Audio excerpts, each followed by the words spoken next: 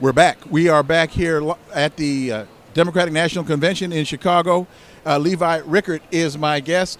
Native News Online. Yes. Member of the Potawatomi tribe. Correct. Did I say that properly? You did. I've been practicing. Great.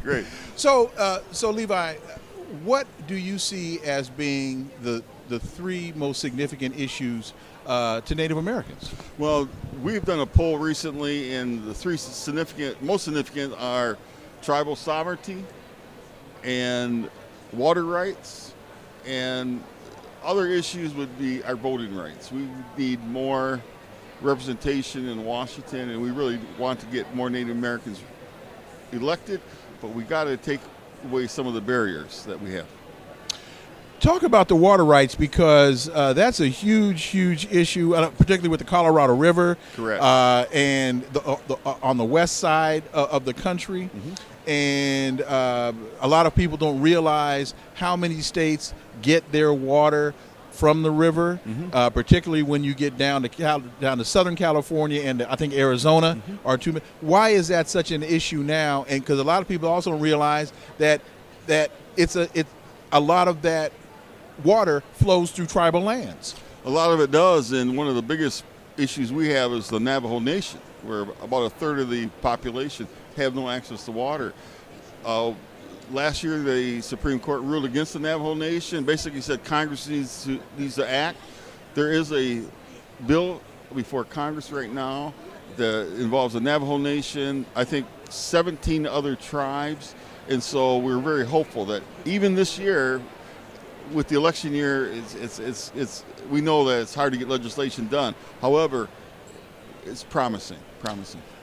The issue with the boarding schools. Correct. And that was a big splash in the media. Yes. But then once the story ran away. That's right. So talk a little bit about that and where we are with that, because that's still a big issue. Still a big issue, and Native News Online, I'm proud to report, we've done over 250 stories. When the mainstream media leaves the shiny object, as we say in the media, we stuck with it. And Deb Haaland, the Secretary of the Interior, first secretary ever in the history of the United States in the secretarial role, she's a member of the Laguna Pueblo. She started an investigation on Indian boarding schools. The report, the volume 2, just came out in June, and we are really hopeful that there can be some healing and that some more money needs to be given, and hopefully a commission will be formed to really investigate it further. Just quickly explain to the audience,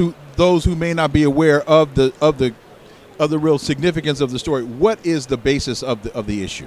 Well, for over 100 years, the United States government took Native American children out of their homes, taking them many times thousands of miles away from home. Hundreds and hundreds have died. The report just released last month indicated that there are close to 1,000 kids who died, went home. Some of them are still buried at Carlisle, thousands of miles from their home. But what the real issue is, they tried to strip us of our dignity and our culture, and the ramifications live on even now, Wilmer. It's to the point where they call it historical trauma. And that's when I say we need to be healed. Our communities need to come together and figure out what does a healing really look like for each particular either tribal communities. Tribal communities could be urban Indians. There's a lot of Native people live in urban settings, so it's a big, complex issue. Will not be settled anytime soon, but it's something that we're going to, at Native News, will keep covering. If you had, you do right now have the opportunity in Camera 3 to speak not only to the Native nations, but also to speak to the entire nation. What are the three big issues that you are taking away from here as it relates to Native rights? Well, I'm really looking forward to, if there is a Harris Waltz administration, seeing them further tribal sovereignty, settle some of those water rights as we talked about, and really look at, there's a big housing need in Native Americans, and I understand that the Vice President has already said that's one of her big issues. So those three things right there would be a really good start. And you were telling me before we came online, you were about to talk about Governor Waltz.